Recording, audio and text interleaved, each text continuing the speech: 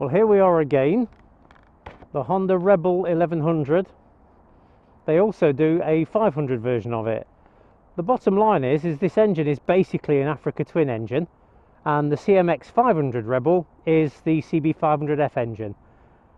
Why am I riding this one? It's not my style of bike, if I'm being honest, but it's nice for me to have a go on one to let you know what I think of it.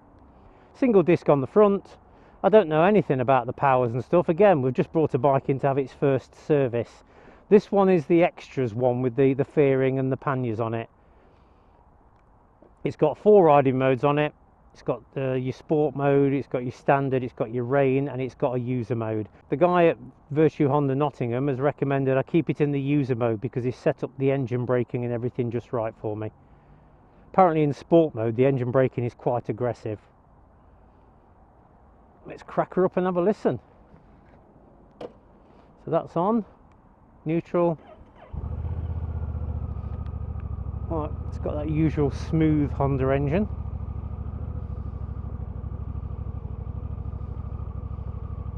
That clutch actually feels tiny bit heavier than the other ones I've been riding, but having said that, it is an 1100cc twin. The guy also mentioned about getting used to the gear position because it's quite far forwards. So let's have a look. Clutch in, hold it a few seconds to let it disengage. Nothing. That Motor Guzzi Mandello I've just test ridden pulled my bits off. Nice. Okay, let's see what it's like at slow speed. Nice responsive throttle. There we go. Right in position immediately, you do notice your feet are forwards, but your knees are up a bit more than you'd expect them to be.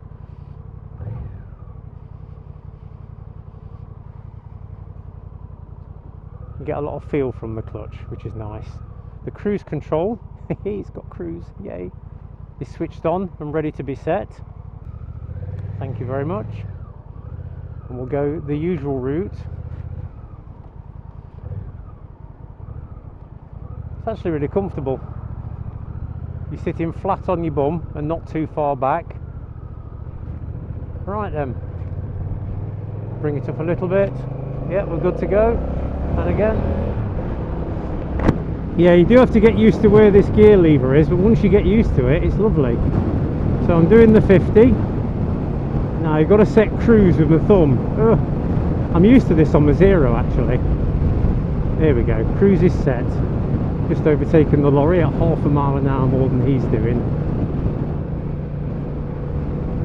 So I can feel a tiny bit of vibes through the foot pegs, less than that through the handlebars.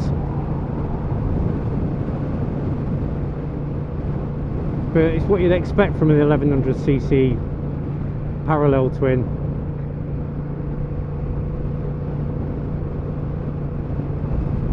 If anybody wonders why I like the cruise control, it's because once I've set my speed, because I'm an instructor, I mean this lorry's going to overtake me now, this is the problem. I'm an instructor, I can't break speed limits. Not that anybody can, but with the channel that I've got, I have to be careful. Some people say I'm boring, some people say I should know better if I'm doing 2 over. I'm going to be coming up to a 70 soon, national speed limit, and I'm getting another lorry overtaking me at 50. So I'm in 4th gear at the moment. It feels quite happy in 4th. And I'm going to see what happens when I get into the national. Ready? Stonking speed. So I'm in 5th. And 6 gears for a cruiser is not what I'd normally expect. Apparently it's between a custom cruiser type thing, it's not a full out cruiser like a Harley. My feet aren't out here in front of me. But the gear lever is like a double kink, and I've gone to change halfway up the gear lever a couple of times.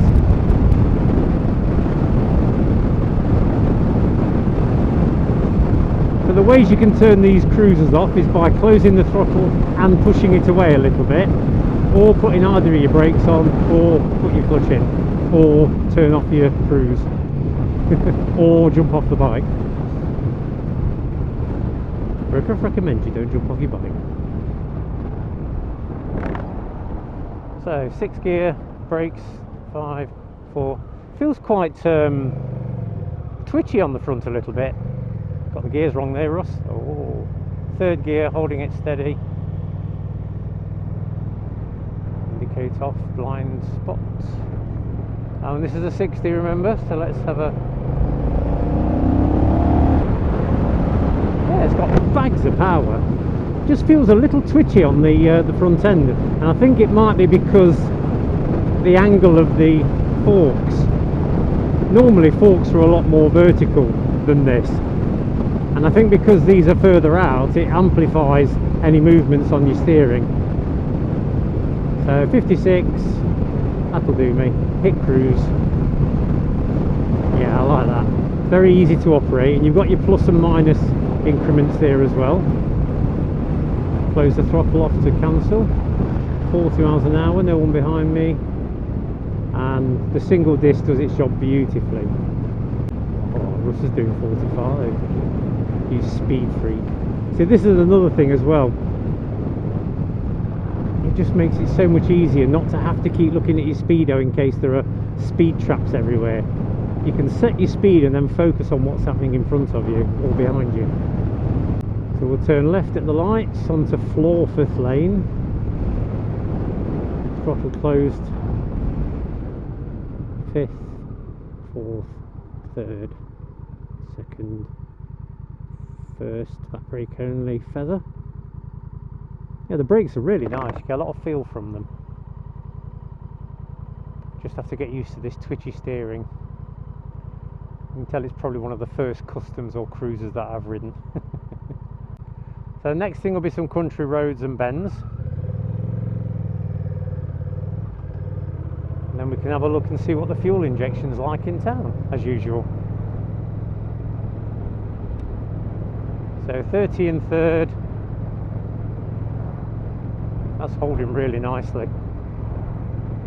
Throttle feels quite twitchy. I'll try 4th. Because you know I like to be slightly higher in the gears. That's better. So back to 3rd for the acceleration. Nice induction roar.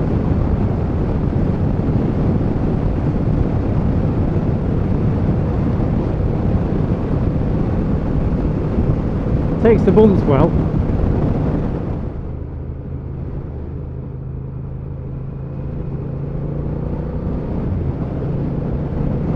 It doesn't go around the corners as rock steady as say the Transalp or the CB650R, and that's because it's a cruiser. It's not meant to be anything fast and very well handling. Okay, let me turn around a second. No one behind me. That was funny. You realise when you're only 5 feet 8 with the shortest reach, when you go to turn, it really is almost full extension on your arms. So I'm in 6th gear at 43. I'm just going to see what the torque is like, because it is quite low revs there. Slightest bit of hesitation, but it's still pulled nice and strongly. That's good. The wind blast is quite loud actually. It's not really that smooth, but it's livable, withable. So let's try a U-turn. I know the steering lock isn't the best, so I'm going to go on to full lock now. Let's see if we can make it. There are no nasty surprises from the clutch. It's very, very smooth and usable, but as you can see there, wouldn't do a full U-turn. If I did a Moto Gymkhana, throw it round on the small part of the tyre, it probably would have been okay. So let's try this one again, but leany a little bit now. Yeah, it did it that time, look, because I was on the inside of the tyre. Very sweet though.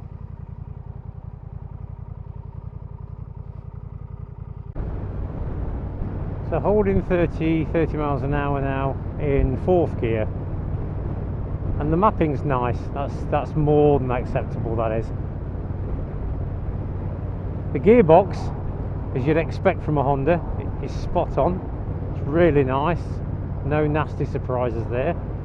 And these mirrors, although they've got short mirror arms, because the bars are wider, you can actually see a surprising amount out of these mirrors. I know it was only a quick test anyway, and cruisers aren't my style of bike if I'm being honest, but if you do like the look of this bike, then get yourself a test ride on it, because it's really sweet. I'll speak to you soon, everybody. Bye bye.